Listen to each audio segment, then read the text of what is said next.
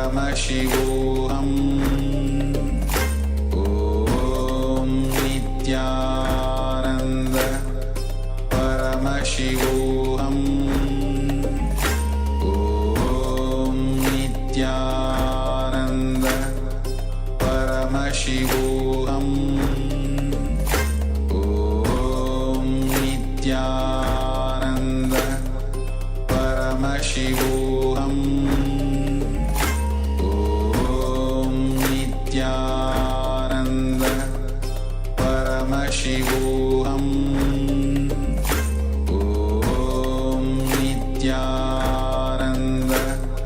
Paramashivoham Om Nityananda Paramashivoham Om Nityananda Paramashivoham Om Nityananda Paramashivoham Om Nityananda Paramashivoham Om Nityananda Paramashivoham. So now slowly you can relax and you can uncover your eyes, remove the eye bands or the cloths that you have put on your eyes. You can go ahead and now relax. Yes, I request all the participants to open their eyes, remove the eye bands, the cloths from the eyes, and start to pen down and share what was being revealed to you through your third eye. The moment when you connected with Paramashiva, what was revealed to you, what Paramashiva revealed to you through your third eye. Take a moment and describe in as much as detail you can do. You might have seen in various ways. You might have seen the form, the color, the pictures. Might have come as in various means, as a thought, as a flash of lights, or in various other means it can come. So I can see Daniel has shared palm trees, a house, a sky. So what are the other participants? Go ahead and you can share.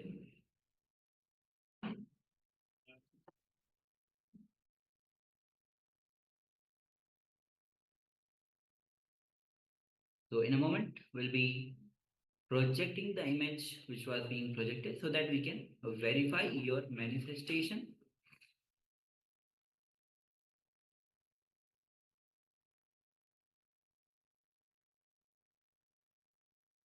Okay, so now let's verify. We're going to press the image again on your screen. So as you can see, it's a beautiful image and it's a Kailash temple. It is located in Ellora, Maharashtra. It is a temple which is dedicated to Lord Shiva, and it resembles, the design itself resembles the Mount Kailash, and this construction is actually, and this part of the Ellora, it is a part of Ellora caves, and it's UNESCO, it's given the UNESCO status. It's one of the UNESCO World Heritage Site, and temple complex is, it's a temple complex, and it is, the temple itself is carved from top to bottom, which required removal of around 2,000 tons of rocks. Yeah, so it is, as the Kajacharya said, it is built from the top down. It is one piece of rock throughout, so there are no added parts to it. The entire complex is one, so it is unique in the world, and it's again a beautiful, beautiful sight. Yes. So with this, now we'll be entering into today's day 21 of Paramashivoham. This is going to be the last day of this season. And today is, as the deity itself is Bhagavan Nityananda Paramashivoham Murti. And all of us know, today the theme itself is Advent of the Guru, which is the ultimate wealth. Many times in life we think wealth is, the money is the wealth. Sometimes we feel health is the wealth. And sometimes we think relationship is the actual wealth. But it is actually when the Guru advents in your life, then you will start realizing it is Guru who has happened, that is the ultimate wealth in your life. And it starts with connection with the Guru-disciple relationship. So, and then finally, when the Guru reveals that it is the ultimate, Guru himself is the ultimate form, universal form of, and then, so now we'll be basically introducing, the Swamiji himself will be guiding us through the video, which is the universal form of the Guru. So let's come to the space of listening and let's hear from the one.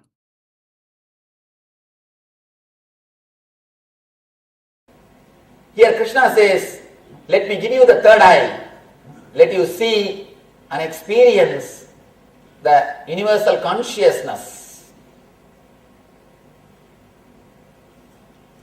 Now, after this sloka, this is a beautiful thing which we need to understand. After this sloka, neither Arjuna is speaking nor Krishna is speaking. Suddenly Sanjaya is speaking. After the first chapter, Sanjaya has totally disappeared. Of course, Sanjaya is only describing the whole thing to Dhritarashtra. That's different. In the whole Gita, after the first chapter, you will not hear a single sloka from Sanjaya. Here suddenly Sanjaya is speaking. It is beautiful. Symbolic representation. Neither Arjuna is able to speak because he is in the experience, nor Krishna is speaking because his voice is beyond audibility. He has gone beyond the audibility. His voice can't be heard by us. He has gone beyond the audibility. The frequency is totally different. Universal consciousness, cosmic frequency. If he says something you can't hear with your ordinary eyes, with your ordinary ears, and Arjuna also can't speak because he is in that ecstasy. He also lost himself. That's why now Sanjaya speaks. Sanjaya uvacha Yeva mukpa tado rajan mahayogeshwaro harihi darshayamasa bhartaya paramam rupamaishwaram. Sanjaya says, O king, having spoken thus, the Supreme Lord of all mystic power, the personality of God at Bhavan, displayed, opened, is cosmic form, universal consciousness to Arjuna. Anekavatra nayanam, anekadbhuta darshanam, aneka divyabaranam, divyanegotyadayutam, divyamalyam baradaram, divyagandhanulepanam, sarvascharyamayam devam, anantam vishvato mukham. Arjuna saw in that universal form unlimited number of mouths, unlimited eyes, unlimited wonderful visions. The form was decorated with many celestial ornaments and bore many divine appraised weapons. He wore celestial garlands and garments, and many divine scents were smeared all over his body. All was wondrous, brilliant, unlimited, all expanding. Ramakrishna says, when I experienced the universal form, cosmic consciousness. I am not able to pluck even a single flower from any tree because I felt all the trees are garlands offered on the Vrat Purusha, offered to the God. All these trees are garlands by themselves on God. How can I take any flower from his garland? Here they say, so many ways, unlimited number of mouths, unlimited number of eyes, means Krishna has given the universal form, shown the universal form, given that universal conscious experience to Arjuna. Now Arjuna sees complete this 360 and this 360. He is seeing the whole universe and all the people who are in that battlefield. He sees everybody inside Krishna. Means he sees everybody as universal consciousness. He sees the whole as his own being. He sees complete this side 360 degree and this side 360 degree. Not only he sees, he feels it is he. He feels one with that. Divya Surya Sahasrasya Bhavet Yugavaduttida Yadi Basadu Isasyat Basastasya Mahatmanaha.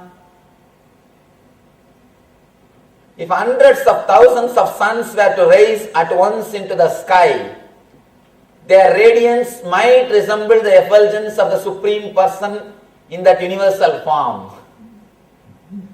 All these things which can never be understood by ordinary intellect.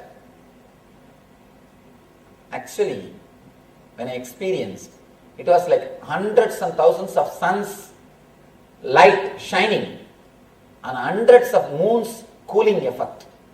It was not burning. It was hundreds of suns light and hundreds of moons cooling effect. It was so pleasant. And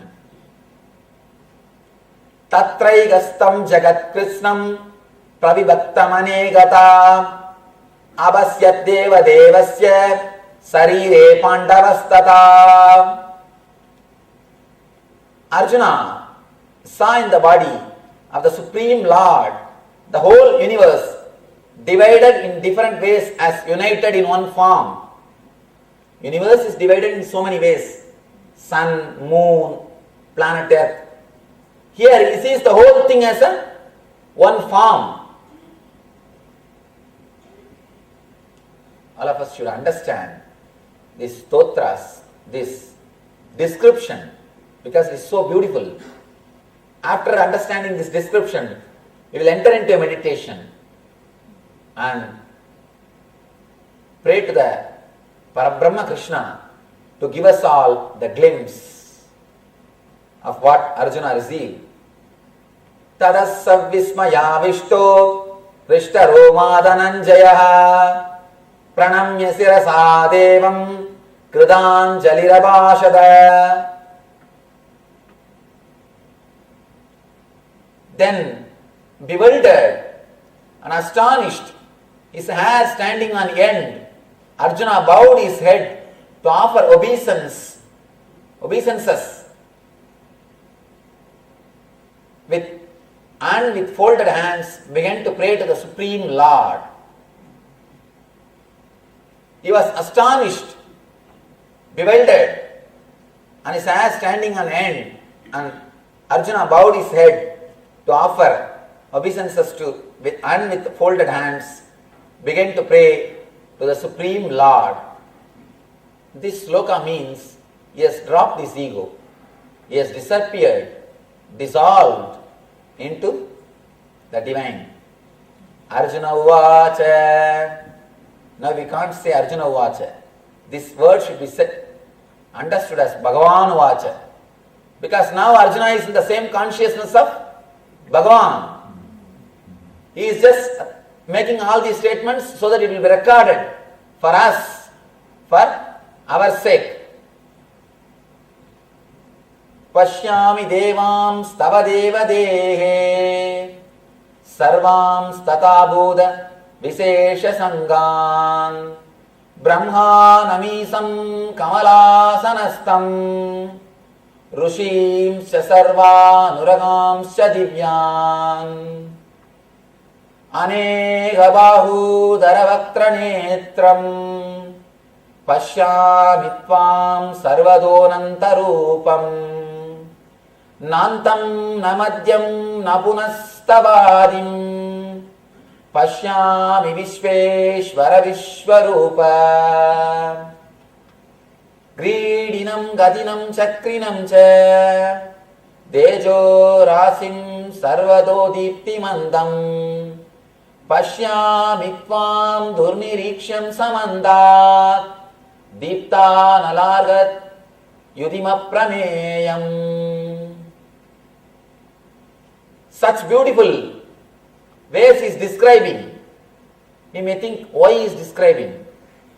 Please understand, he is describing so that we will all be inspired to work, to achieve this form, this experience. So that we will all be inspired to move in this path. That's the reason he is describing his whole experience. He says, "O Lord, I can see all the demigods in your body. I can see the special union of living entities. I can see Brahma sitting on the seat of lotus flower. I can see all the sages and the divine serpents. O Lord of the universe, I see many arms, bellies, faces, eyes, and limitless form of you. O universal form, I cannot see you. I cannot see your beginning, middle, or end. I cannot see your beginning, middle, or end." Actually, when you see complete this side 360 and this side 360, and even when a seer disappears, what can you see? You can't even see anything. There is no beginning, middle, or end to whole. Your form is so difficult to see because it is glaring, effulgence, spreading on all sides like blazing fire or the immeasurable radiance of the sun. Yet I see this glowing form everywhere, adorned with various crowns, clubs, and discs. I see you wearing diadem, holding a mass, and discuss a mass of magnificence, shining everywhere from all sides, difficult to be seen.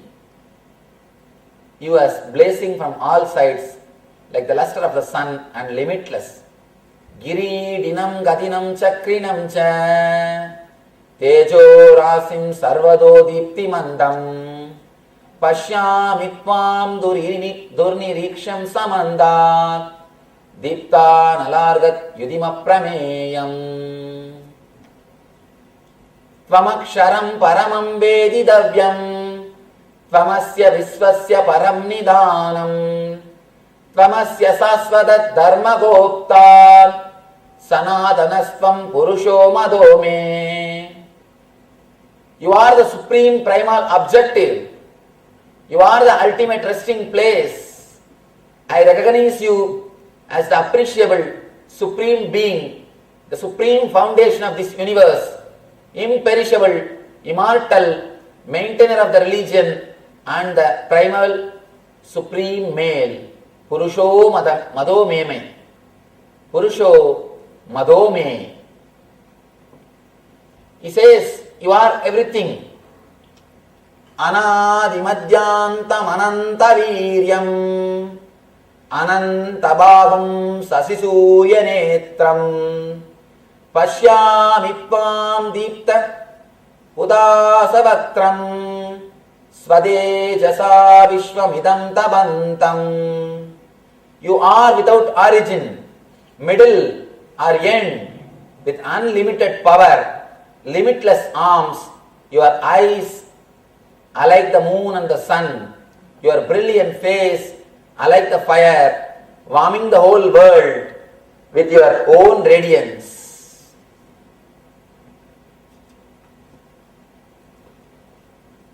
Dvaya prithivyur rimandaram hi vyaptam tvayaikena disascha sarva logat drishtvat pudam rupa mukram tavedam logatrayam yaditam mahatman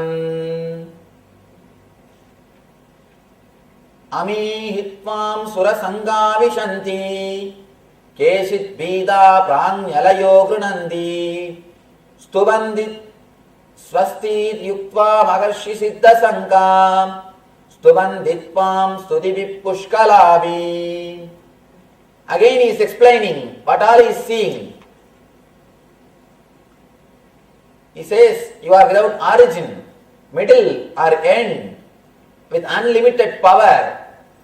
You alone spread throughout the heaven and earth through all other directions. O Supreme Soul, Paramatman, after having seen your wonderful form, all the worlds are consternated.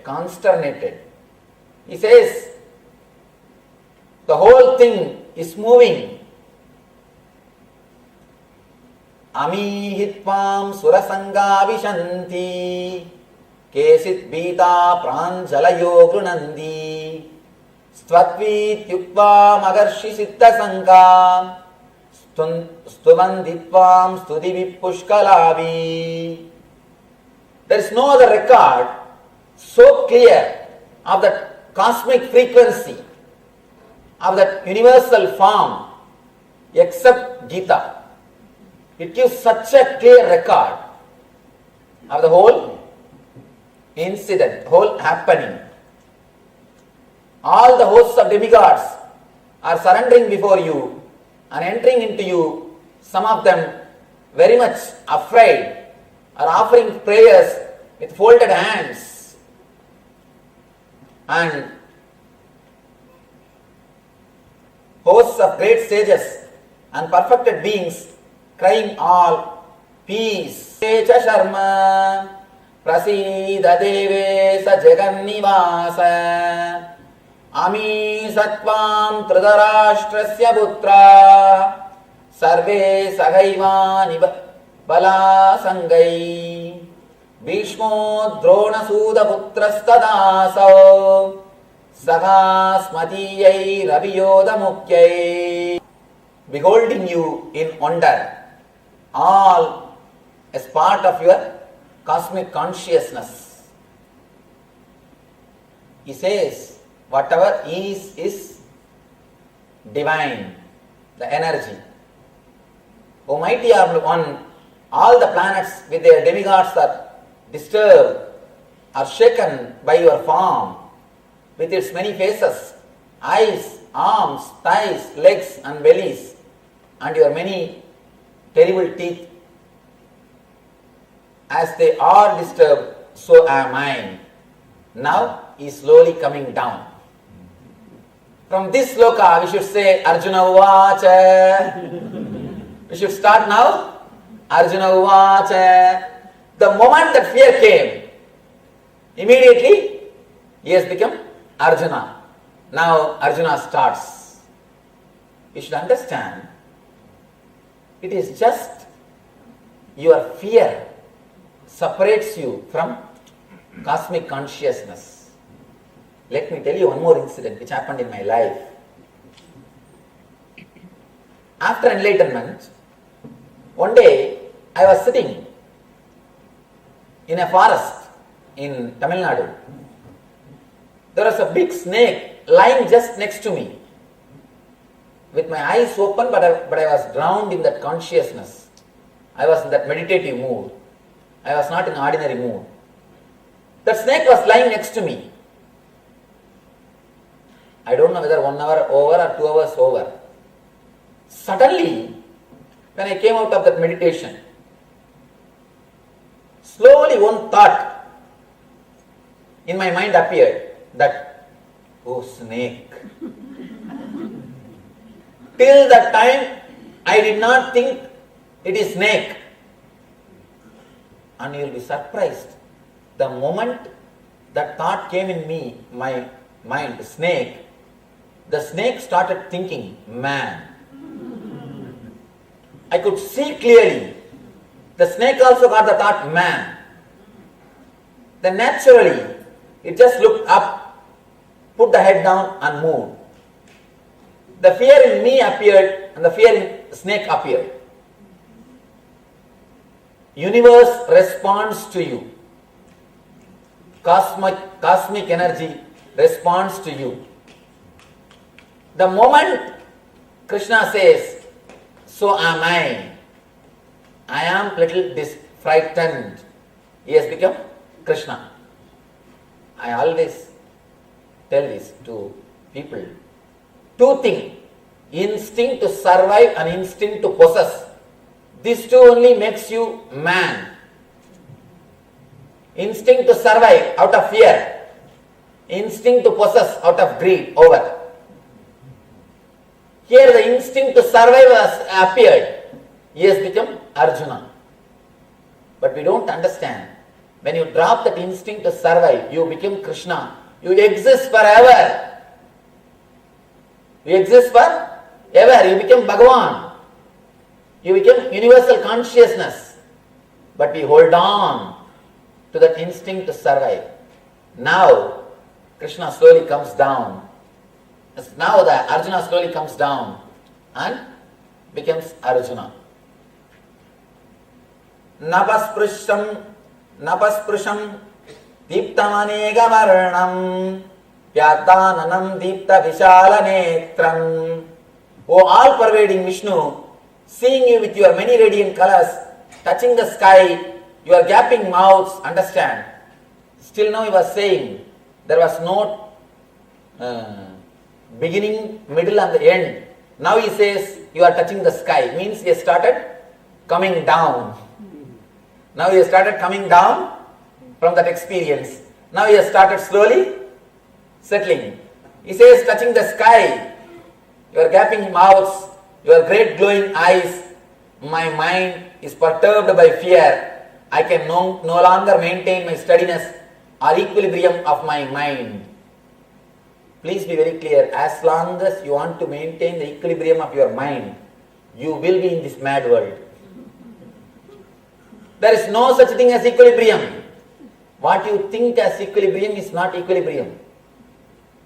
It is not equilibrium. Here he says, he wants the equilibrium. Balance means he wants his being to be under his intellectual control. He wants to know the cause and the effect. He wants the cause and the effect to be under his control. As long as cause and the effect is under your control, you feel as a leader. Your ego is strong.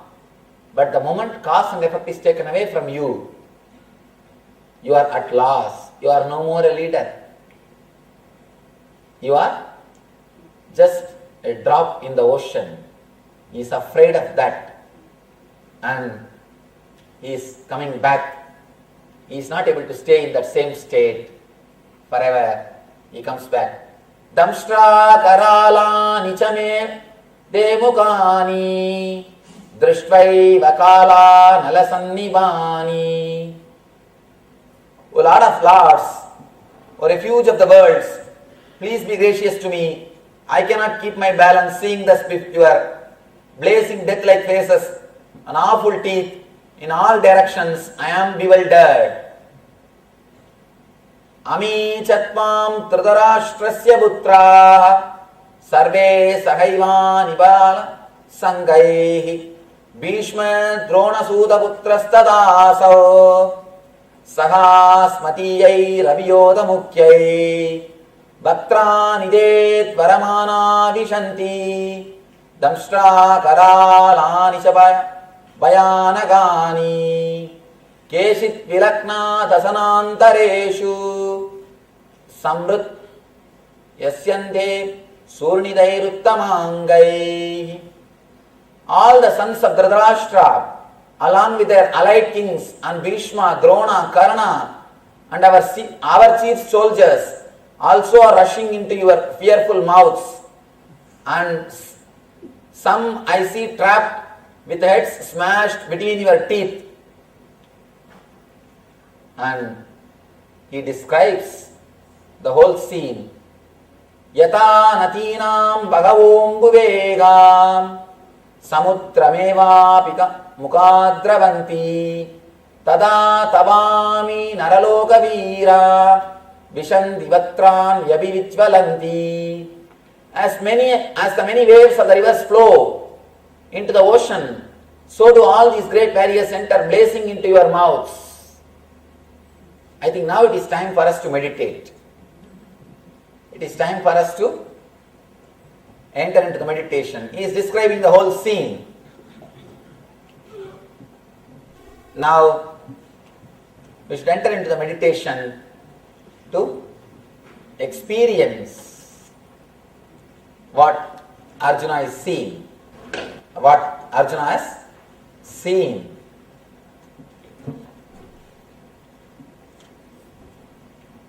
Please be very clear. Again the 3 points. Is it possible? Possible. What is the qualification? You being here. Now all you need to do is put your whole consciousness intensely into the meditation. Yes, welcome back from that beautiful, beautiful video by Swamiji. This was from chapter 11 of the Bhagavad Gita, where Lord Krishna reveals his cosmic form to Arjuna. And Bhagavan Krishna, actually Bhagavan Sri Nityananda Paramashivoham tells us beautifully that the only difference between ourselves and Bhagavan Krishna is our fear and greed. Our fear due to survival and our greed to control. Yes. And this chapter where Swamiji starts speaking about this Arjuna, where actually Swamiji says that Sanjaya Vacha. Sanjaya Vacha means Sanjaya starts speaking, because Arjuna has merged into that Krishna's cosmic consciousness. So Arjuna has disappeared. That's why Sanjaya is speaking. When he saw his Lord Krishna's cosmic form, and it describes so beautifully as how we went through the video, Swamiji beautifully describes. And when he comes down, when the fear arises in him, he comes down from that cosmic consciousness and he starts seeing the sky, and he describes what he's seeing from there. And as Swamiji says that it is our instinct of survival, fear, and the power to control the cause and effect, which keeps us in this form. So what a beautiful description and the way to start this session of Paramashivoham. Now we'll be moving on to the first session, where now we'll be realizing the Guru, how Guru is the cosmic window for all the connected disciples, people who are connected to the Guru. How Guru himself is a cosmic window. The physics, what is the physics of Guru and disciple relationship, which is the basis of realization itself. So without any further ado, let's hear from Bhagavan himself.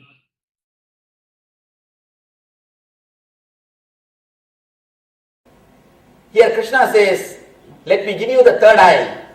Let you see and experience the universal consciousness.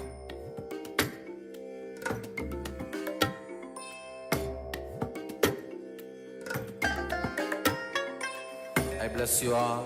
Let you all open all your 3 eyes and manifest the powers of Mahasadashiva.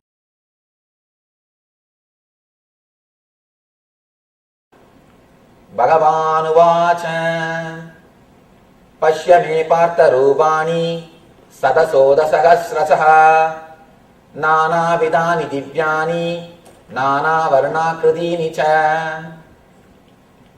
Lord says, O Partha, see hundreds of thousands of my forms. These are of divine forms, diverse divine forms, of diverse colors, shapes and sizes. O Bharata, see the different manifestations of Adityas, Vasus, Rudras, Aswini Kumaras, Maruts, and many wonderful things which no one has ever seen before. Now he starts explaining or giving darshan, and before that he says a beautiful word, an important word. He says, O Arjuna, you cannot see my form by your ordinary eyes. You have to see only with the Divya Netra, means the third eye, divine eye. Let me give you Divyam Dadami, Dechakshu. He says, let me give you the divine eyes. Then you will start seeing me. Then you will be able to experience me.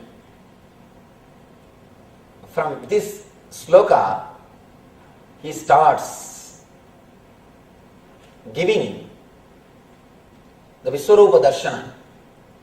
I think from this sloka, the whole thing is a continuity.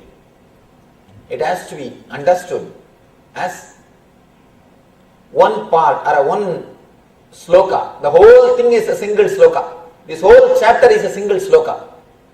Because the whole chapter explains the darshan. Krishna starts beautifully. He says, O Arjuna, let you start seeing whatever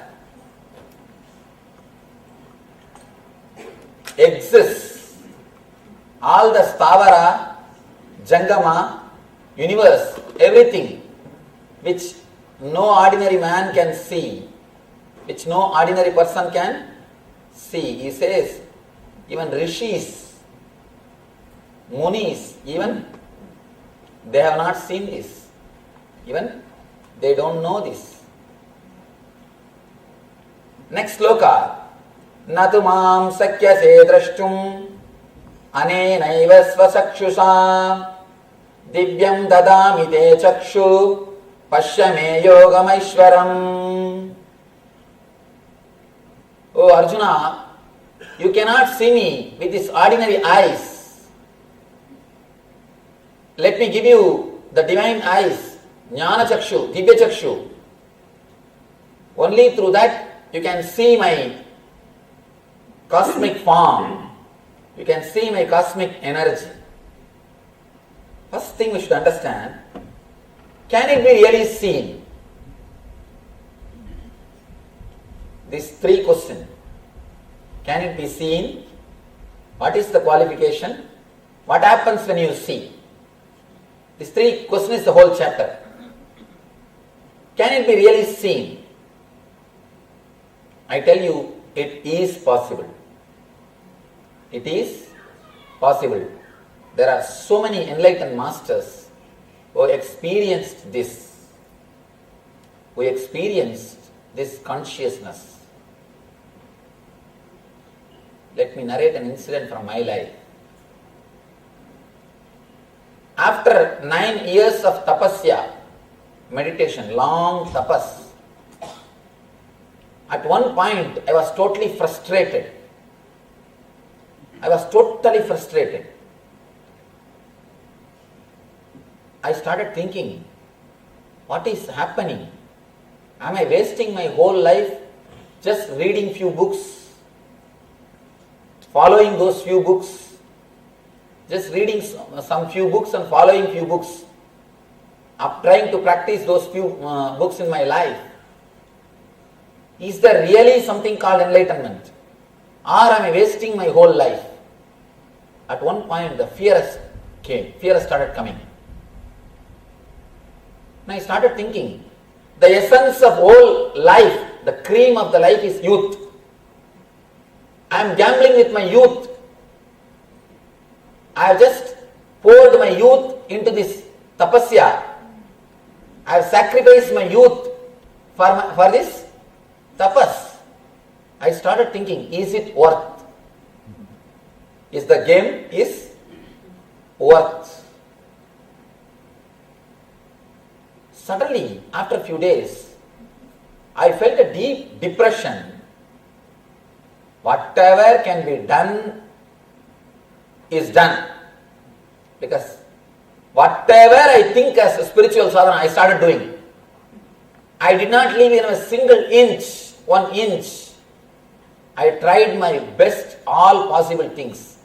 I used to sit inside the firewall. I used to create a firewall, 6 feet diameter, and I will sit inside and chant continuously, do the japa, so that I will not fall asleep. And not 1 or 2, like this, hundreds of types of sadhana. I thought, whatever can be done by my effort, I think I am done. I finished. Still, if it is not happening, either there is no such thing as enlightenment, or I cannot achieve. But strongly the thought came, I think there is no such thing as enlightenment. Just these few people are cheating the whole humanity, just for their ego fulfillment. All these things I started thinking, really. I started thinking all these things. Then I started doubting the whole system. I lost faith on the whole system. I used to have a beautiful Ramakrishna's photo, which I worship every day. I used to worship every day that photo. He was the first inspiration for me. Ramakrishna and Ramana Maharshi. They were the inspiration. And when the trust is lost, I became so angry and so much depressed. I just took that photo, threw it such a way, the frame was completely broken. The glass frame, it broke. And it was lying. I was staying at the time in Omkareshwar. And I was having a japamala with which I used to do japa, which was my great friend. Practically hours together I will sit and do japa. And the japamala is supposed to be the object which is worshipped, or the maximum respect is given to that object. Almost like a life. And I used to respect that mala. And that depression, I just thought, let me throw all this nonsense. I just took that mala, that anger. I told, not only this mala, I am throwing this mantra which I used also, let both disappear. I threw that in Narmada river. Decided, no more meditation, no more spirituality, enough. All these things. I struggled so much. I think these fellows are doing a big game. All these so-called enlightened masters are doing big game. Whole thing is game. I just threw everything and decided to drop everything. I dropped everything. The 7th day, I joined in their game. The experience happened to me. The 7th day, the experience of enlightenment simply happened. The experience of cosmic consciousness simply happened. Never the experience left after that. We may think, is it possible really to experience these things? Please understand, I was also in your place. Just because I travelled in the same path, out of courtesy I tell you, honestly this can be experienced. Solid truth. I tell you, this is a promise. This can be experienced. I have no vested interest to convince you about this ideology. Please be very clear. I have no vested interest. Yes, except a simple courtesy. All I have is a simple courtesy. Some of your friend is driving little further in 101. You see the traffic. You just ring up and ask, Is there traffic continuously? Can you tell something about how the road is? Will he not have a simple courtesy to tell you, no, there is no traffic, road is clear, only in that area I think little jam. Come, don't bother. Will he not have a basic courtesy to give you that much of guidance or understanding? Please understand, just with that same basic courtesy, I am telling you, it is possible to experience. Never think it is not for me. It is for everybody. It is possible to experience these things, this truth in our life. It is verily possible to experience the cosmic form in our life. Because unless you are sure of the possibility, listening all these things is a waste. Please be very clear. It's such a beautiful, intense thing. If you really don't believe that it is possible, or really if you feel it is not, one more story. If you believe that it is not going to be possible, or it is not possible, don't waste your time unnecessarily listening.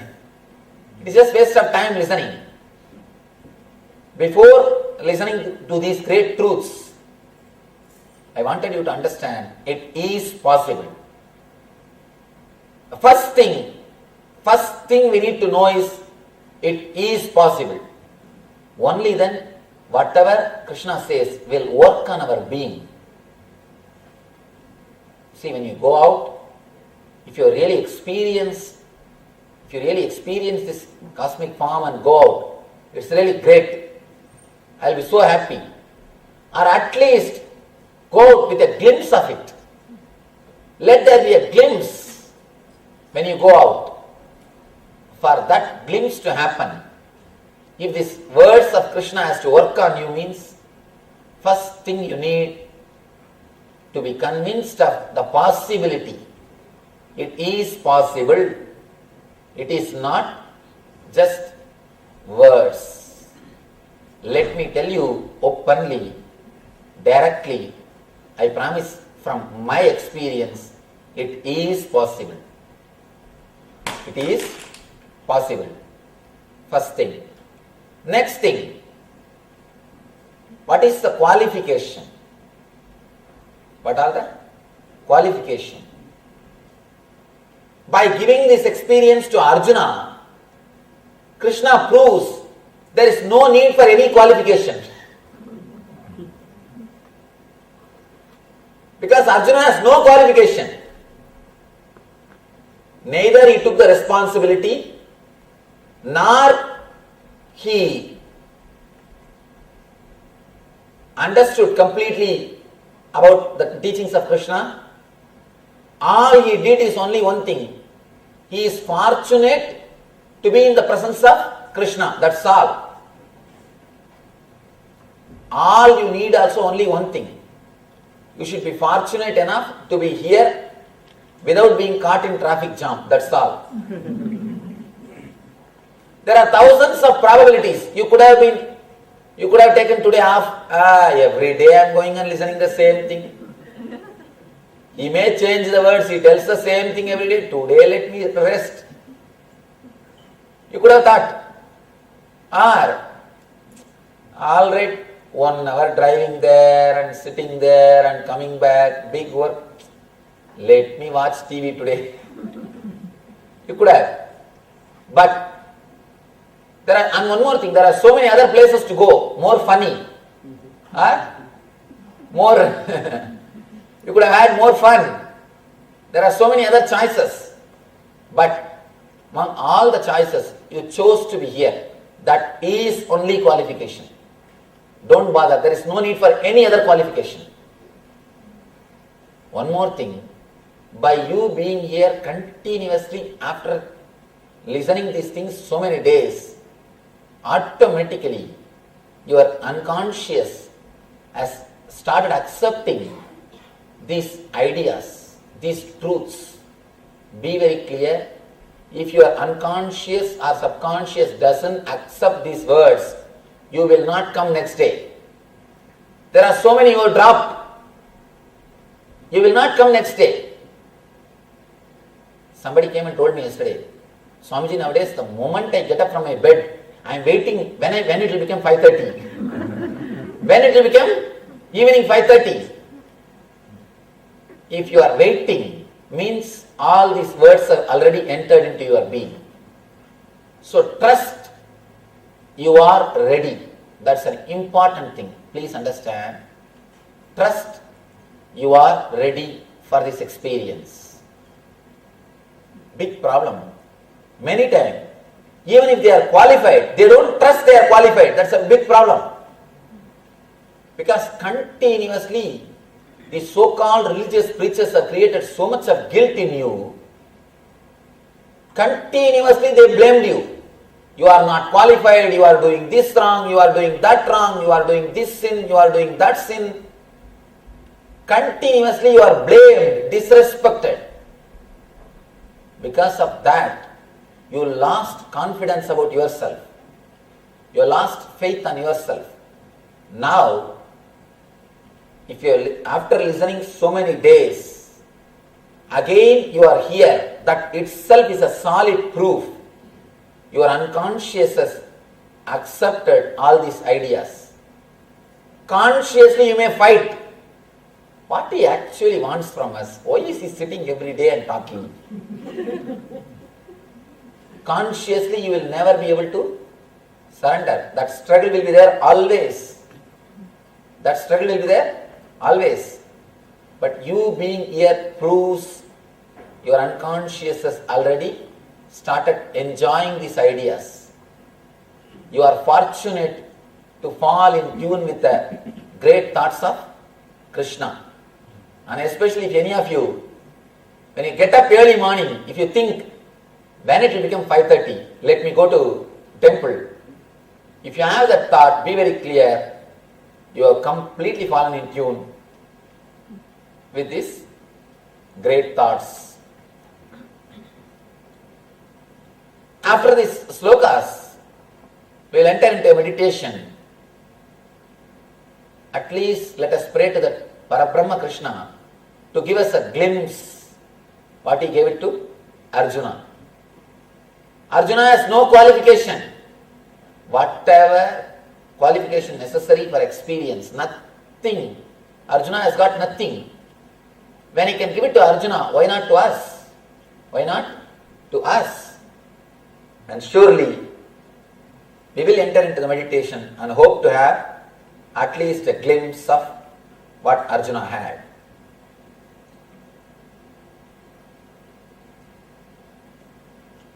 The qualification, first, is it possible? The possibility.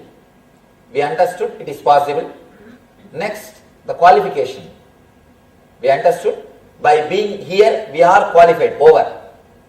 Somebody goes to Ramana Maharshi and asks Bhagavan, what is the qualification for enlightenment?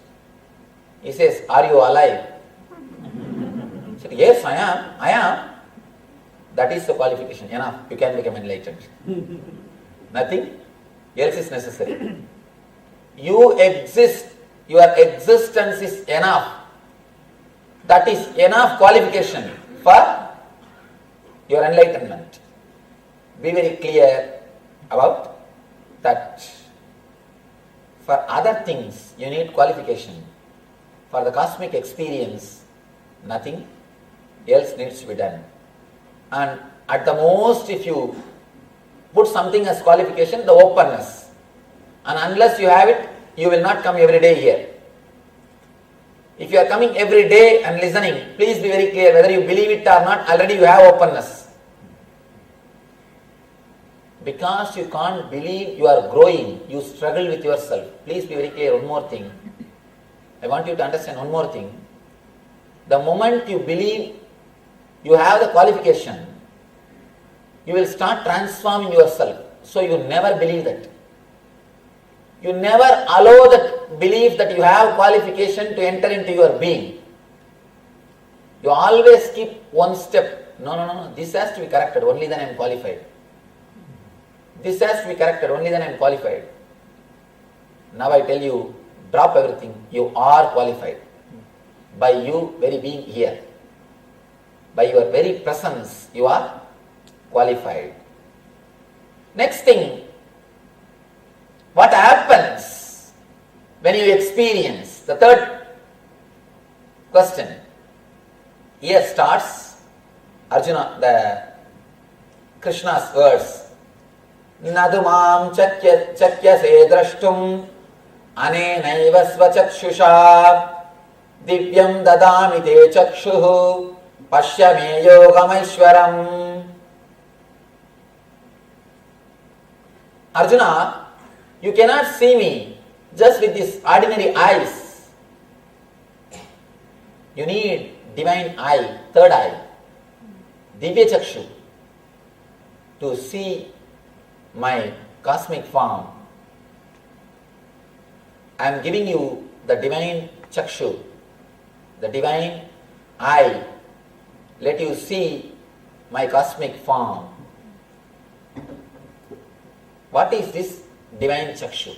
What is this divine eye? Let me tell you my experience.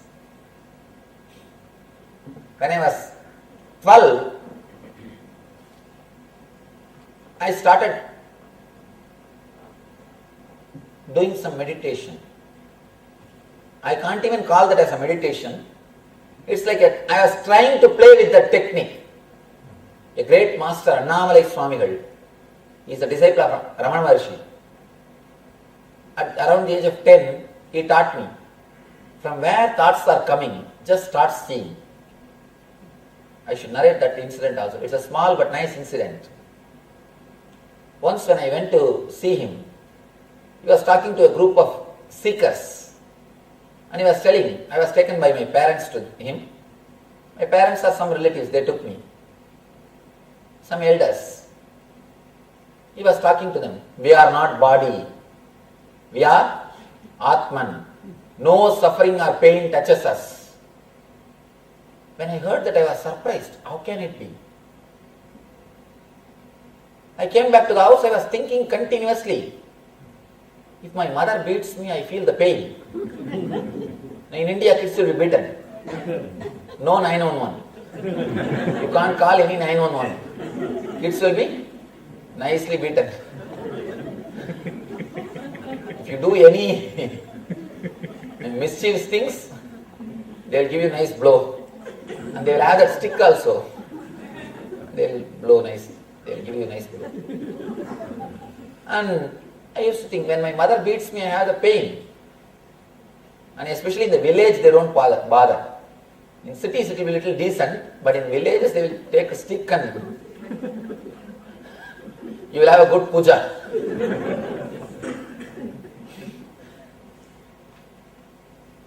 How can this be true? He says, we don't suffer by pain. We don't suffer by suffering. Nothing touches us. I wanted to experiment. I went to the house and took a blade, knife, and cut my thigh to see whether I have pain or not. Not only I had pain, they took me to the hospital, they put all the stitches, and still now the mark is there, big mark. And again my mother gave me the puja, usual puja. You idiot, what are you doing? From where did you get that knife? And I had pain and suffering both. And I started thinking, what happened? This Swami taught us no suffering, no pain. Here I came and experimented on me. See, experimenting on others is easy. Arjuna is an intelligent guy. After understanding all these things, he started killing others. He never experimented on himself. He never cut himself. That's very easy. But experimenting on yourself only needs intelligence. A little courage. And I had the pain, suffering both. After a few days, I told, please take me to that Swami. They took me to that Swami. I asked him, see, what have you taught me? You told that we will not have pain, we will not have suffering. I went and tested it on myself and I am having pain. Then he told, did I tell you to go and cut yourself? Then he made a beautiful statement. My dear boy, don't worry. I know now you have pain or suffering. He made such a profound statement. Still now I can say that one single statement has transformed my life. He said, you may have pain and suffering now. Don't worry. This attitude of analyzing the truth, this attitude of searching the truth, this courage of experimenting the truth will liberate you from all pains. Go ahead. This courage to experiment with what you are hearing, this courage to play with these ideas, I promise you will be liberated. And he told me, just do one small thing. Start searching from where your thoughts are coming. I was a small boy and moreover I was irritated that time. Now I understand what he said. To tell you honestly, now I understand. I have so much of gratitude for him. But that time I was irritated and I thought he is somehow avoiding me. Because he is not able to give right answer, he was somehow avoiding me. And I was thinking one more thing, now I can remember very clearly. There was some sweet and fruits around him. The devotees brought. I thought he will give me that little bit and console me. My eyes were on that sweets and fruits. I was thinking, he will give me some 1 or 2 pieces and console me. At least I can eat that. To tell you honestly, I neither understood what he said, nor convinced about what he said. Anyhow, he is telling me, anyhow, the elder respect and you can't fight much. So, only that mood was there. And he told me, just do one thing.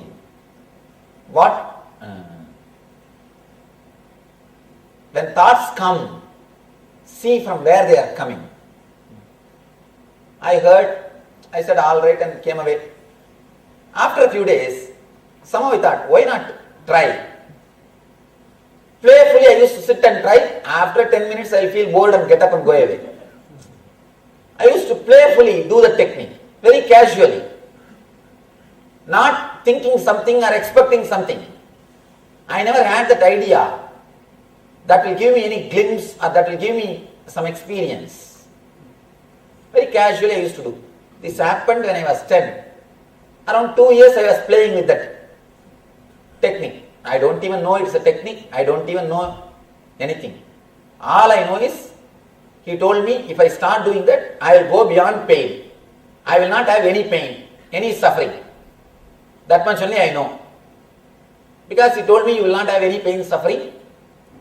And how to understand that, do this technique, you will understand. That's all. Nothing else I know. I have no idea of God, Brahman, Jnana, Atma, nothing. Nothing. I was just playing with this technique. One day, at foothills of Himalayas, foothills of Arunachala, my native place, Arunachala, one evening, I was sitting and trying to do the same, that from where the thoughts are coming.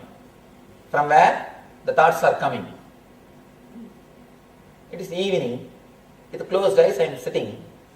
I was just seeing from where that I is raising. I don't know, I have fallen into such a deep meditation. Suddenly something opened. Something happened inside the being. I felt as if I am being pulled inside, sucked inside. And next moment, I felt it happened like a next moment, I felt like some doors opened inside me. Suddenly I was able to see complete 360 degree of this side and complete 360 degree of this side. And I know it is very difficult to understand what I am saying. All you people know is only 120 degree vision, 120 degree vision. 120 degree you can see, that also not completely. If you have to see intensely, you will be able to see only 30 degree. 30 to 45 degree you will be able to see intensely. In a broad way, 120 degree. That's all. And that also if you have specs. This is the vision we know. And suddenly, I don't know how you will be able to understand. If you understand, understand. Otherwise I can't do anything. Suddenly, for a single moment, in a single moment, I was able to see, and one more thing, I was sitting with closed eyes. I was able to see completely this side 360 degree and this side 360 degree. All four sides. The temple, the side, the temple behind me, and the hill in front of me, and the city in the side. Complete 360 degree. And not only that, this 360 also. The sky, the hill, and the rock on which I am sitting, and behind the temple which was behind me, whole thing. Of course, very difficult to comprehend. How can it happen? Or how it happened? All I can say is, I promise again, it is truth, it happened. That's all. No other way I can explain intellectually. Simply the whole thing I was able to see. And not only I was able to see, the next moment I was able to feel, not only I am seeing, it is me. Whatever I was seeing, whether the plants, or the hill, or the temple, or the city, whatever I was able to see, I felt the whole thing is just me. First, I was just pulled inside.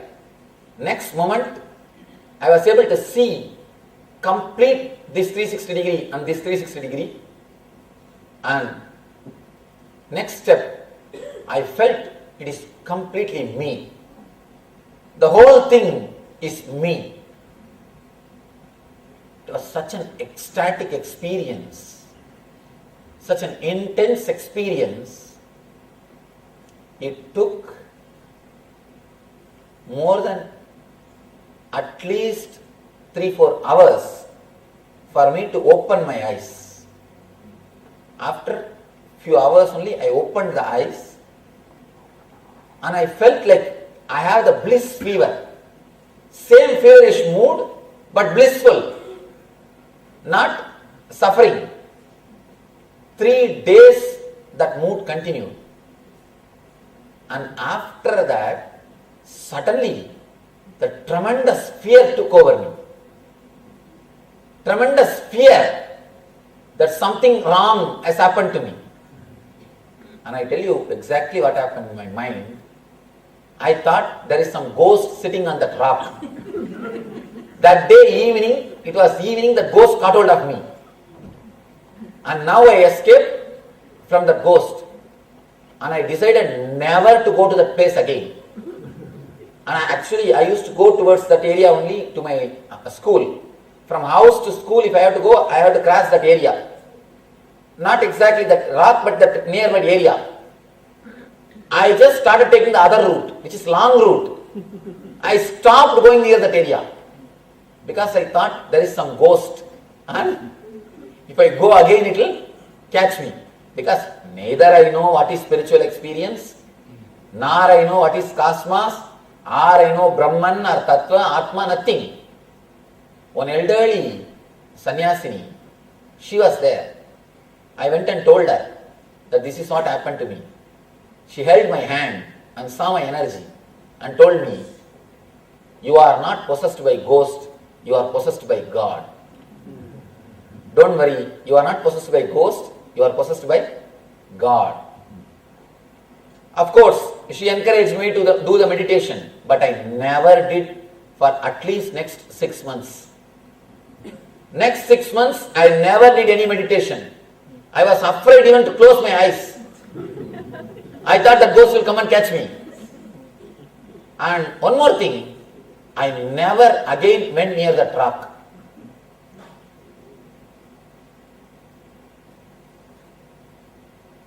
After, I think next year, after year two, one of my classmate, I met him. He is my close friend. We used to play together, and we used to go to the temple and all those things. And he is also a little interested in that puja, meditation, all those things. So I took him to the temple and made him sit in one corner, and I started telling him, hey, few days ago I went and sat in that hill, something happened to me, and suddenly from that day I am able to see all the 360, all the front and back. I don't know what happened to me. That guy still is there, and actually he is now coming out with his reminiscences. What he felt first when I came and told him. Just next day I am a small 12-year-old boy, and I am catching one of my friends, and I am telling, I am able to see all the side. I don't know what happened to me. And not only that, he said, fool, what are you talking? Something has happened to you. And I told him, no, if you try to keep some coin or anything behind my head, I'll tell you what is there. And I started telling him, you see that ant which is there, it is slowly coming up. There was a small tree. In the tree the ant is coming up. Am I right? And he put some coin or something. And he said, now which side I am showing? I said, head. He turned. Now you are showing tail. And he did something like these few things. When I told everything clearly, till then he was smiling and laughing. I told everything clearly. So the first thing he did is just moved a little bit that side. And then he told me, I am urgently feeling to go for one. I'll come back, be here. Within 1 minute I'll come back. I'll go to the one and come back. He ran, never came back. And I am sitting there. And he never came back. Now actually, he came to the ashram. He told to one of our disciples, I am the first person who received energy darshan, but I missed it. I am the first person who received energy darshan, but I missed it. Because neither I know what is happening, I myself don't know what is happening. What was happening? Fellow got frightened and ran away. And I am shouting, hey, come here. Go to that rock, you will also experience this. If you want to know this, if you want to understand this, go to that rock. You will also see. And said, I neither want to go to that rock, nor I want to have all these things. Something has happened to you. I'll go and tell your mother, and they should take you to doctor. They should take you to doctor. He ran away. Anyhow, even though the fear was there, the fever of bliss, the whole body was boiling with joy and ecstasy. Once in a while, I used to have that small temptation. Even if it is ghost, what is there? I can go and sit, let it catch once more. It is really nice. It is really nice. After all, it is so blissful. But other side, fear. Usually the story which we hear, ghost will eat you and you will die. That side, fear, one side. That type of fear. The other side, it is so joyful, so blissful. Never I understood what exactly happened. At least for next 1 year. After that, again I had a great opportunity of meeting one more enlightened person. He gave me the whole clear explanation, and of course the seeking started after this experience. Only after this experience it has become intense. Of course, after that 9 years of long tapas, all the tapas is done only to have that experience again. And next time when it came back, I think body and mind was ready. It never left. It just stayed with the being. I think that vision of 360 degree is what Krishna says, Divya Chakshu, divine eye, Trinetra, the third eye, or Anya Chakra. With 2 eyes, you can see only 120 degree. When the third eye opens, not only this 360 and this 360 also, you will start experiencing the whole thing as you are.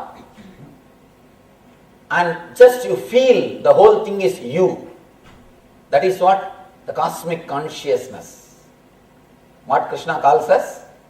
Cosmic consciousness. I felt the whole thing was living. How? You see, how you feel this body is living. How you feel your hands are living. When somebody touches, when somebody hurts, you know it hurts. And how you feel it is living. Because you feel this is living, you are able to handle it. And you feel if anything is done to this.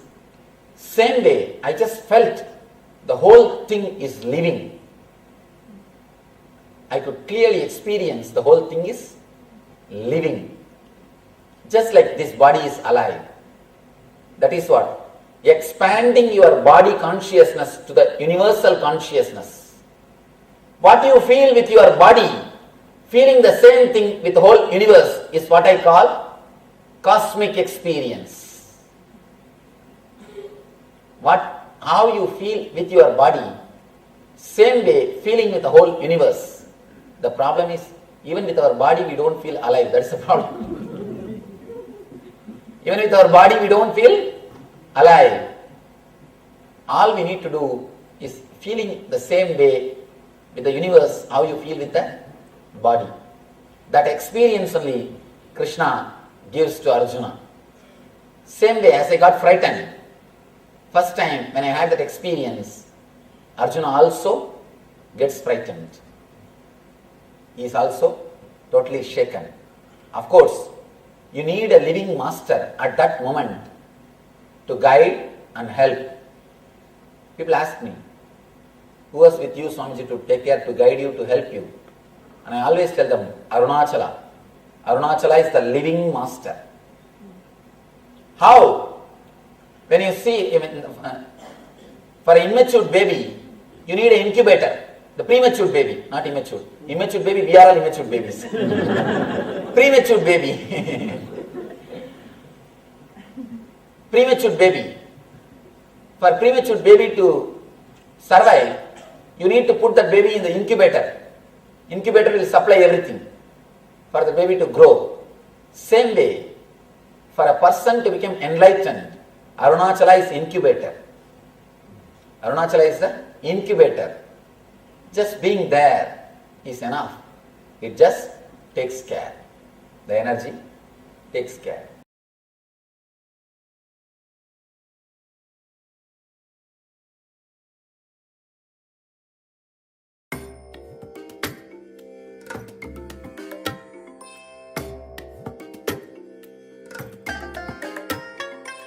I bless you all.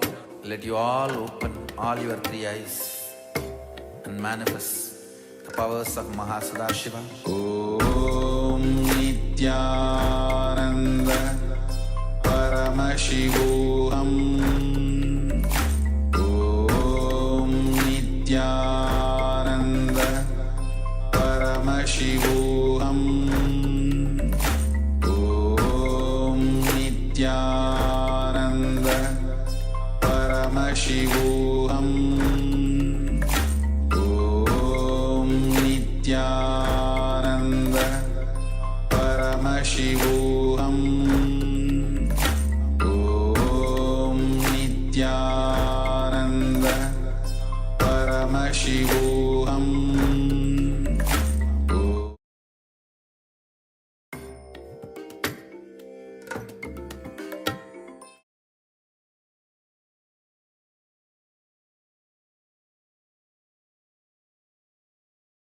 Yes, welcome back.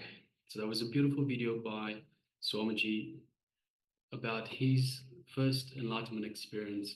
So his one of his earlier gurus had given him a simple technique: seek the source of your thoughts. So Swamiji was playfully just playing with that technique. He didn't even know it was a technique at that time.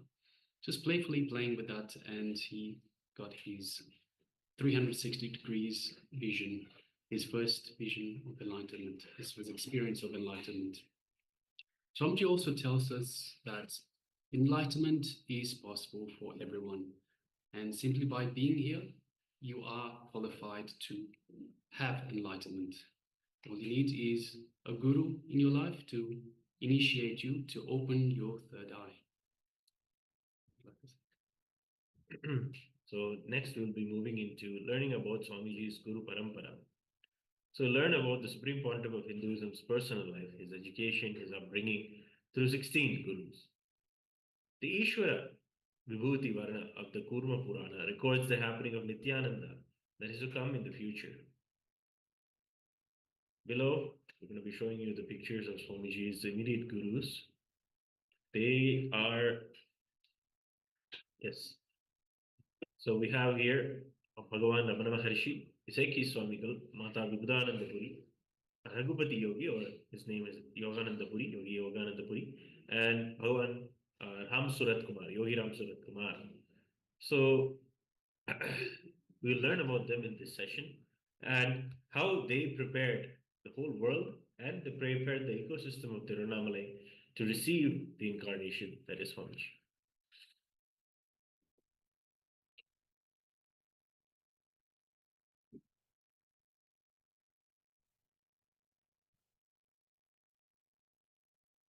So reincarnation as described by the avatar, by the Supreme Pontiff of Hinduism himself.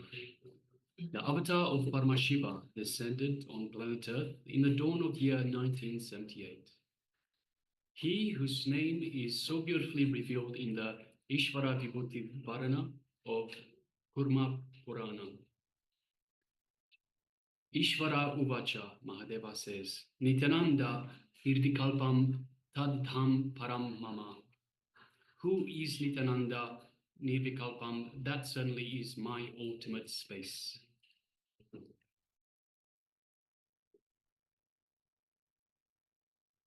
In preparation for descent, I sent my gurus down to wake me up. Literally, my gurus birthed me, brought me from Kailasa, protected and groomed me, made me manifest. By the time I started knowing me, they already made me realize my identity. Never they allowed me to forget my identity as Paramashiva. Beautifully, they did the transition of macrocosm to microcosm. The Supreme Pontiff of Hinduism's own words, all of them have contributed so much to me, stabilizing myself in the space of Advaita, the dualistic space of oneness. Arunagiri Yogeshwara supported me on a totally different level, the level of the biomemory. Yogananda Puri supported in the very core of the body, the level of the physical completion with the body. Vibhudananda Puri supported me in Vedanta, developing the Vedic mind. Each one of them supported me from a various different space. Annamalai Swamigal gave me the Advaita Vibhuti, Advaitic experience because of their ability to command gratitude, their ability to command love, their ability to spend time with me and with tremendous patience respond to me. The whole credit for my becoming an incarnation, my flowering into an incarnation, goes to my gurus.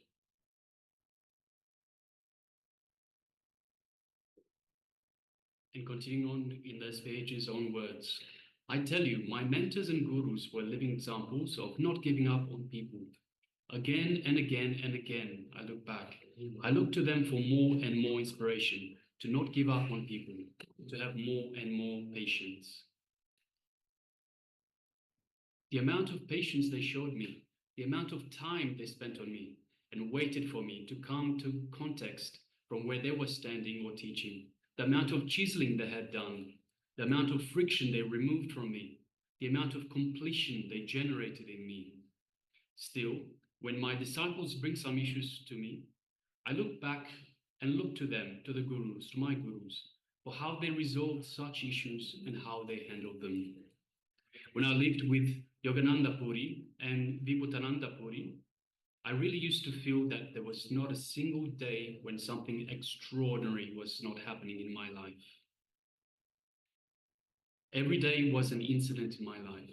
So I don't know what to tell and what to leave, because they were showing something extraordinary every single day that kept me alive.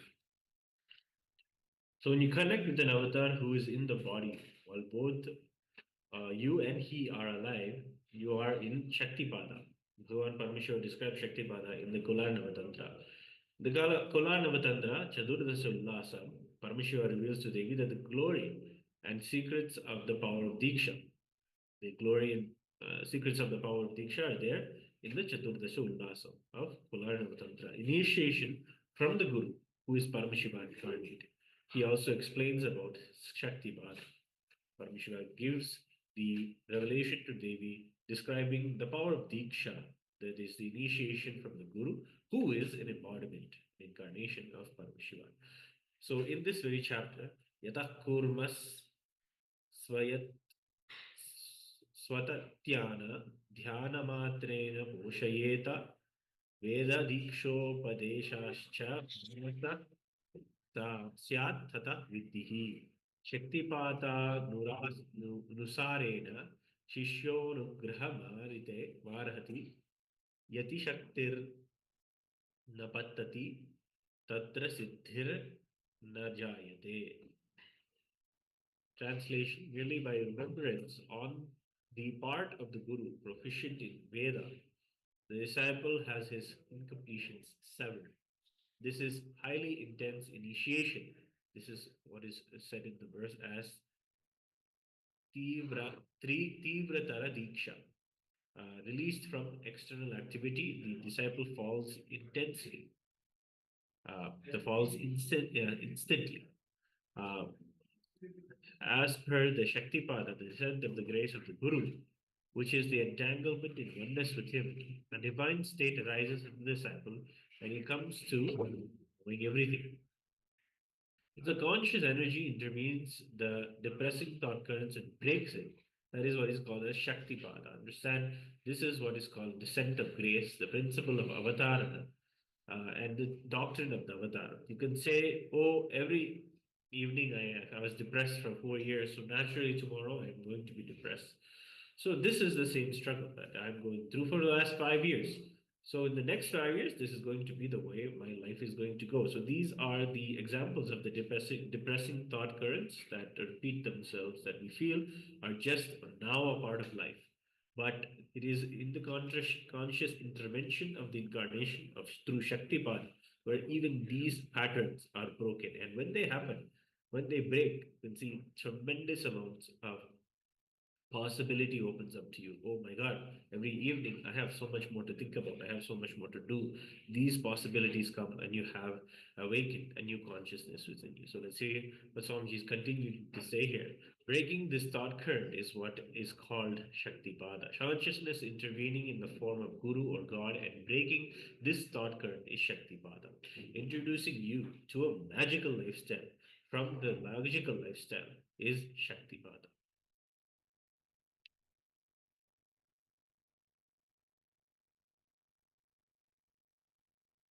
The SPH's vision for humanity. I am embodiment of a principle. I am nothing but my vision for humanity. I am just my vision for humanity. I am nothing more than my vision for humanity. I am using this body to relate with you. I am my vision for humanity. When I say oneness with me, if you are integrated to my vision for humanity, you will feel this as you. That is what I call oneness with me. My vision is my integrity. My actions for humanity is my authenticity. My hope for humanity is my responsibility. And me happening for humanity is enriching.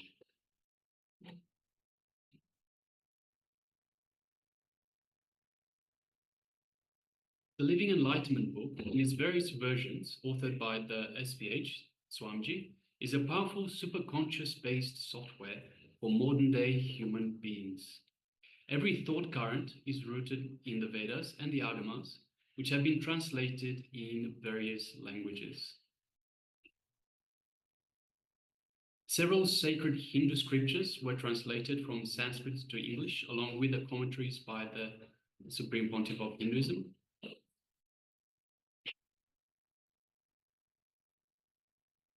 And the SPH excuse me, has trained religious peacekeepers of Kailasa.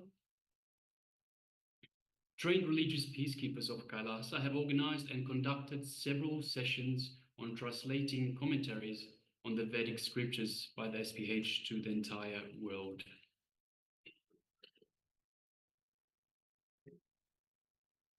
And the Supreme Pontiff of Hinduism reaches out to millions of people worldwide by overcoming the language barrier, by wishing people in over 25 different languages. Now we're going to be looking into some of Swamiji's gurus. First, we're going to be reading on Swamiji's first love, Bhagavan Ramana Maharshi. So here is a picture of Bhagavan Ramana Maharshi.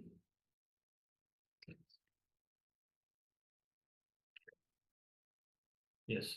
So read as an incarnation of Paramashiva himself.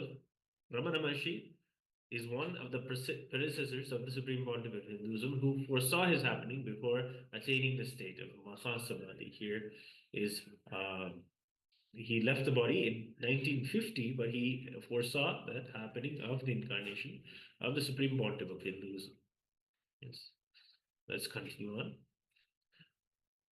So Bhagavan Sri Ramana Maharshi was among the greatest enlightened beings who carried the torch of Sanatana Hindu Dharma courageously into the 20th century, one of the darkest times in history for Hinduism, the planet Earth itself. Ramana Maharshi was born in 1879 and manifested the complete superconsciousness by the age of 16, which was the same age that the Avatar met his gurus. Avatars, of course, was trained by his gurus, and at the age of 16, Swamiji himself was declared, initiated him. He was initiated by his gurus as the 1008th incarnation of Paramashiva. Therefore, passing on, Raju Mudaliya, the biological grandfather of the Supreme Pontiff of Hinduism, went to receive the blessings of Bhagavan Ramana Maharshi. In the late 1940s, when he was a young orphan, he would work in the rice shops of Tirunamale. Bhagavan blessed him, ceremoniously declared that the Lord Paramashiva Arunachala himself will come into his family. This was the blessing that Swamiji's grandfather, biological grandfather, received from Bhagavan Ramana Maharshi. So Bhagavan Ramana Maharshi was a reviver of the field of self-inquiry in the modern day Hindu practice. After it was taught in Upanishads and several other great scriptures of Sanatana Hindu Dharma. Ramana Maharshi says that at the age of 16, he initiated a process of self-inquiry, asking himself, what is it that dies? This was the question that he used to inquire into himself. That self-inquiry led to a powerful enlightenment experience. And in one of his various written comments in this process, Ramana Maharshi wrote, inquiring within, who is the seer? I saw the seer disappearing, leaving that alone which stands forever. Something awakened him. He found his true identity. As we will see in the life of Paramavatar himself, these few definitive words become absolutely powerful. Throughout the divine childhood of the life of the Avatar, he was raised surrounded by the direct disciples of Bhagavan Ramana Maharshi, such as Annamalai Swamigal, Tinai Swami, Sadhu Om, Kanakamal, who themselves became strong pillars of the enlightenment ecosystem of Tiruvannamalai.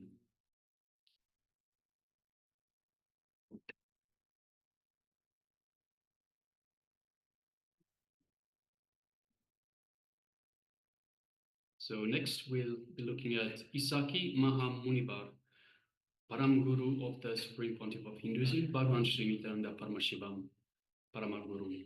After the SPH was born, he stopped all his public activity. So Swamiji tells, I had the good fortune of living around him for 6 years. I have never seen him eating or drinking or sleeping. No regular activities. I have never seen him having regular sleep. He never used even clothes. He was continuously overflowing, bubbling with joy. He doesn't need anything from the outer world. He is just completely fulfilled. We call it in Sanskrit Atorat, sorry, Atmorahita, completely fulfilled in himself. He was radiating, giving so much to the outer world, but never took anything from the outer world.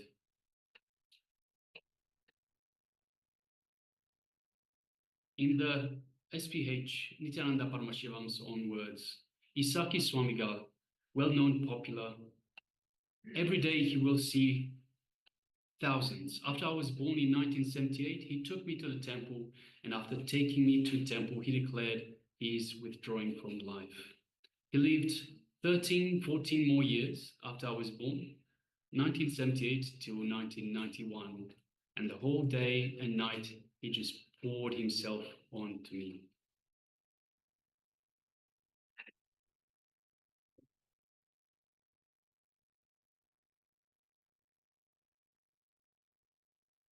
Yes, we're displaying the the Guru Isaki Mahamudnivar. So Isaki Mahamudnivar, 30 SPH in the Hindu science of Vedanta and Tantra. So here we see also a short lineage, Paramashiva, from Paramashiva himself, Isaki Swamigal, onto Mata Vibhutananda Puri, and onto the Supreme Pontiff of Hinduism, Nityananda Paramashivoham.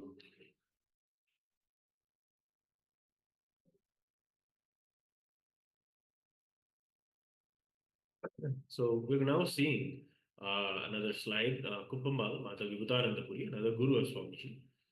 So her Guru, the Guru who had blessed her mother, Sheshadri Swamigal, had said this statement: Father is going to come, so prepare him, so the mother will come. He is referring, Sheshadri Swamigal is referring to Kumpamal's mother, who before she was born. So my Guru Kumpamal, her mother, did not have a child for many years. So Kumpamal's mother went begged to Sheshadri Swamigal, I don't have a child. I am married for so many years. So she prays to Sheshadri Swamigal, and usually what happens is in Indian society, you'll be made fun of if you don't have a child if you're a married woman. And Sheshadri Swamigal is a great Mahapurusha. He was sitting on actually a Kuppatoti, which is actually a dustbin in Tirunelveli, where they dump everything. So all the trash goes there, all the dust, the kuppa. So from that dust, he took and put it in her hand. She was so devoted and dedicated that she just took that and put it into her mouth. And when she started eating, of course, she later tells that she saw that everything that turned into the molasses, that turned into jaggery. That is what is the sugarcane extract. So immediately, within 3 days, she conceived. Third day, the local doctors are saying, you are carrying. She was pregnant. And she went to Sheshadri Swamigal again, and he was sitting again in the same dustbin. You know, these are sadhus who are beyond whatever is there in their environment. They, in fact, their environment is literally energized by their renunciation, by their tyaga. And Sheshadri Swamigal said to her at that moment, Father is going to come, so to prepare him, so Mother will come.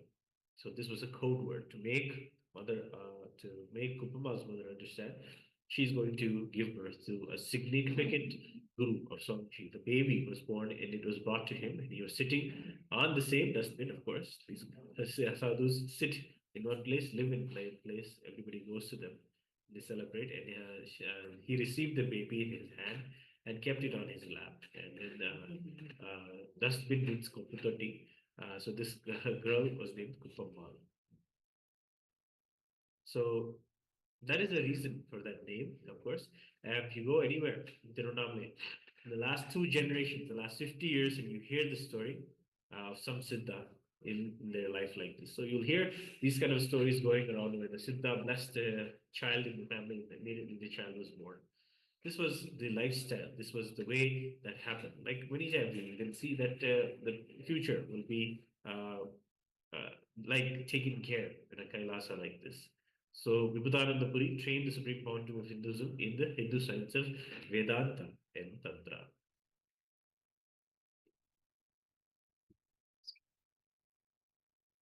So there are powers that Mataji Kupamal was able to manifest and radiate, especially yogic powers, yogic abilities that have given and paved the way for a lot of possibility for all people to become enlightened and radiate yogic bliss. So Mata Vivekananda Puri Kupamal was born a yogi, and she never had a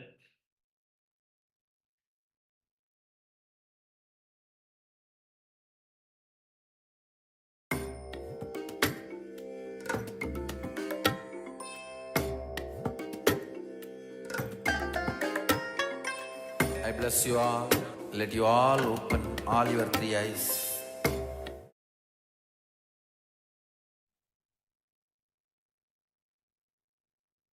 So Mata Vibhutananda Puri Kupamal was a born yogi. She decided, I don't want to have the physical cycle.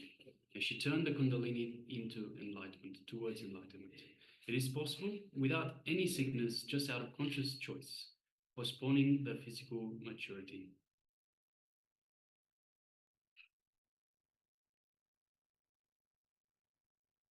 So next we go into Raghupati Yoga Yogiraj Yogananda Puri, the Swamiji's yoga guru. So he was just a body of miracles. He would sip cold water through his nose and spit out boiling hot water.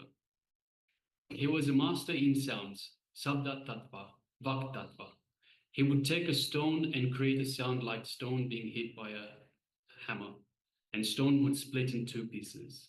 I've seen him lifting any size stone, any size rock that would not even, and he would not even use both hands. Swamiji tells beautifully. So here's a picture of Shri Ogiraj Yogananda Puri, a master of yoga. At the time he was training Swamiji, he is said to have been 105 years old. Yet when Swamiji was seeing him, he was seeing him do all these feats of yoga. So age was beyond. He was actually born in Burma, and he traveled to India and taught and waited for Swamiji, trained him before he finally left the body also and achieved Mahasamadhi. So next we're going to be looking into Yogi Ram Surat Kumar, a powerful yogi in Tiruvannamalai ecosystem, and he's also well renowned.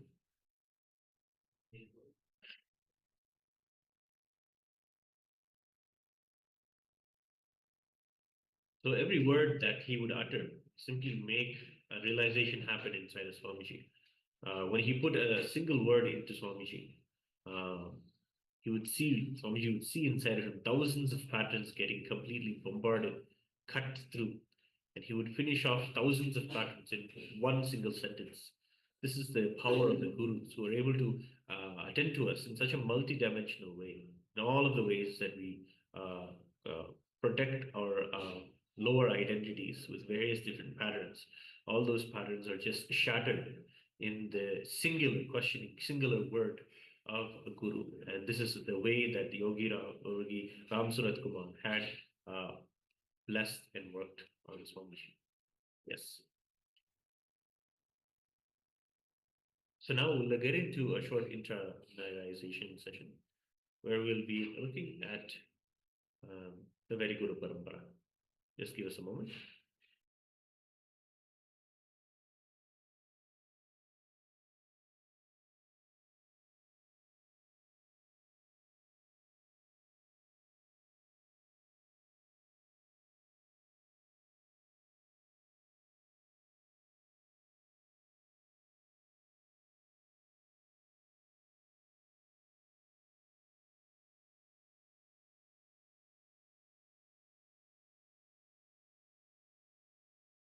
Yes.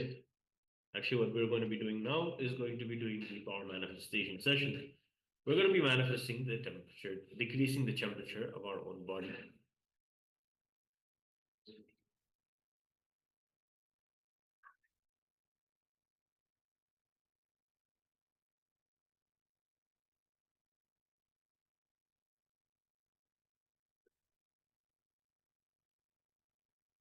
So let's get ready. Sit with your head, neck, and spine in a straight line. First thing to do is record your own temperature of your body. Have a thermostat and write down the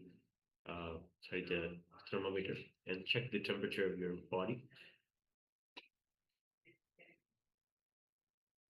Bring your awareness between your eyebrows. Through the power of will, change the temperature of your body. The temperature can increase or decrease, but manifest it. Remember, Bhagavan Paramashiva has come down as our own Guru. This form.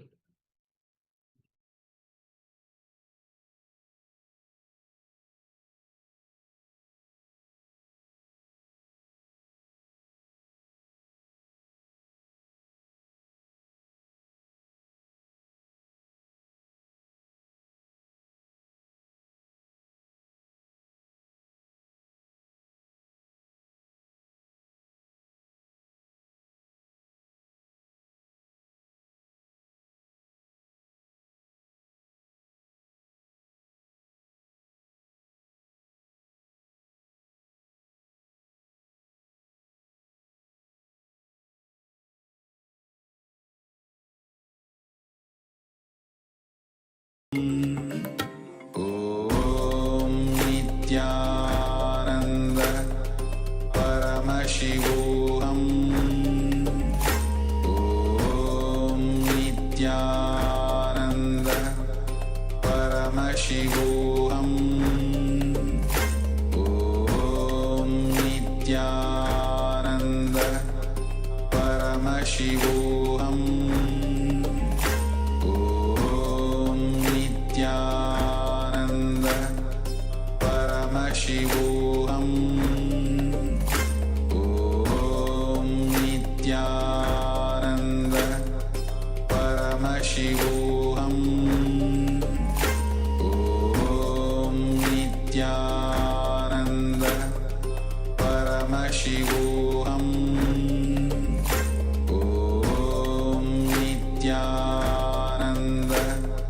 Paramashivoham Om Nityananda Paramashivoham Om Nityananda Paramashivoham Om Nityananda.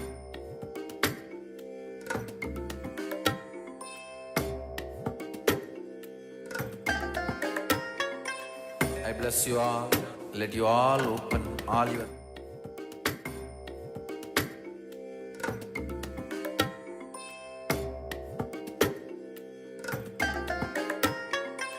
I bless you all.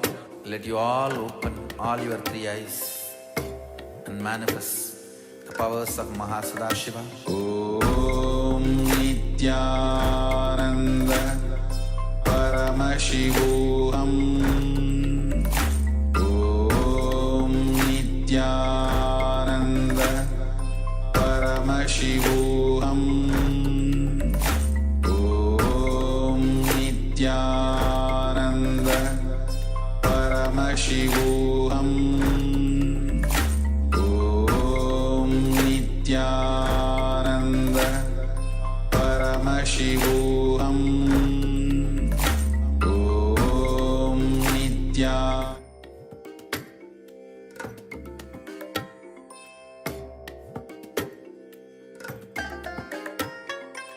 I bless you all.